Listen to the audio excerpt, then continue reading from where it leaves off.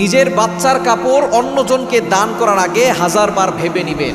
আপনি তো ভালো মনে করে মানুষের উপকার হবে এটা চিন্তা করে আপনার সন্তানের কাপড়, যেটা আপনার সন্তানকে পরিয়েছিলেন, এটা কয়েকবার পরানোর পরে যখন কাপড়টা দেখা যাচ্ছে এমন একটা পর্যায়ে চলে গেছে, অথবা আপনার সন্তান বড় হয়ে গেছে, কাপড়টা আর পরতে পারছে না, আপনি সেটা অন্যজনকে দান করছেন, অন্যজনকে দিয়ে দিচ্ছেন উপকার হবে বলে, কিন্তু এটার দ্বারা কিন্তু আপনার ভয়ঙ্কর ক্ষতি হতে পারে।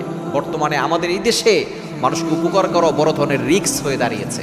আপনি দেখা যাচ্ছে রাতের বেলা গাড়ি নিয়ে বের হয়েছেন, কেউ একজন আপনার কাছে হেল্প চাচ্ছে, আপনি তাকে হেল্প করতে গিয়ে আপনি কঠিন কোনো বিপদে পড়ে যাবেন। এটাই হচ্ছে আমার সোনার বাংলাদেশ।